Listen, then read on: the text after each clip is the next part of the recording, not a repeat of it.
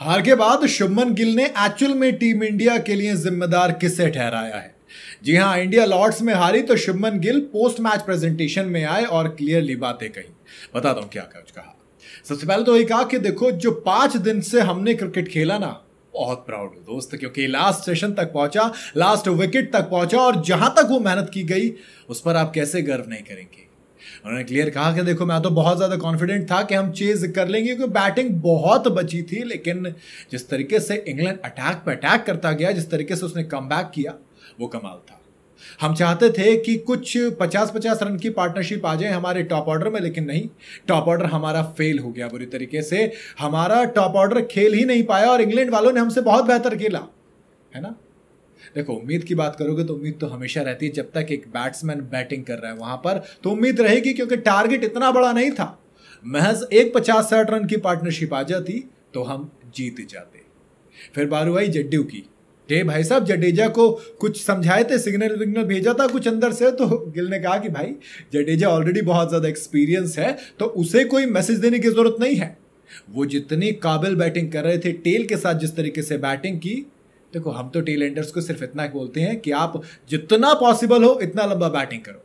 और एक पॉइंट वहां पर आया था जब हमें लगा था पहले इनिंग में कि हम 80 से 100 रन की लीड ले लेंगे तो हमारा काम हो जाएगा, क्योंकि हमें पता था कि लॉर्ड्स में 5वें दिन बैटिंग करना इतना आसान नहीं होने वाला। यहां पर अगर चेस करने के लिए 150-200 रन होंगे तो वो बहुत मुश्किल हो जाएंगे, इतनी इजी नहीं बैठेंगे। तो हमने कोशिश की कि हम लीड ले ले करीब 80-100 रन की, और उस पोजीशन में भी हम थे, लेकिन आखिरी घंटा वो हमारे खिलाफ चला गया। हमारे पटापट विकेट गिरे तो वो दिक्कत दे गया, जिसकी वजह से हमारे बैटर नहीं आ सके, और स्पेशली 2 विकेट जो लास्ट के गिरे वो कहीं ना कहीं दिक्कत में थे। और इवन आज मॉर्निंग में भी जब हमारे विकेट गिरे तो हमारी प्लान्स था कि भाई एक 50 रन की पार्टनरशिप हम लाएंगे, एक पार्टनरशिप लगाएंगे, उसके बाद हम इस मैच में से जो फंसी सिचुएशन है पहले उससे बाहर निकलेंगे। लेकिन दिक्कत और ज्यादा हो गई, टॉप ऑर्डर पार्टनरशिप नहीं निकाल पाया। अगर वो निकाल लेता तो चीजें ईजी हो सकती थी, है ना। फिर पूछा गया, आप बताइए आगे क्या करेंगे।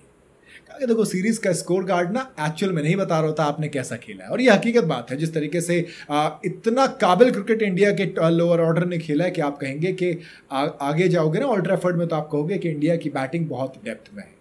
हाँ, फिर पूछा बुमराह खेलेंगे, बताइए। सबसे इंपॉर्टेंट सवाल तो यही है ना। गिल ने कहा कि वो तो पता चल जाएगा बुमराह खेलेगा या नहीं खेलेगा।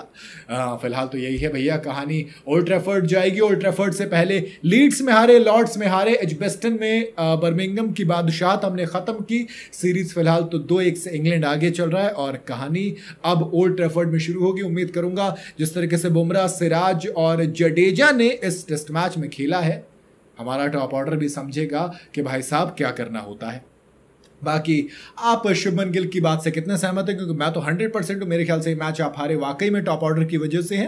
बाकी आप अपनी राय कमेंट में बता सकते हैं। वीडियो अगर आपको पसंद आई हो तो इसे लाइक और शेयर जरूर करें, और जाते जाते चैनल को फॉलो और सब्सक्राइब जरूर करते जाइएगा।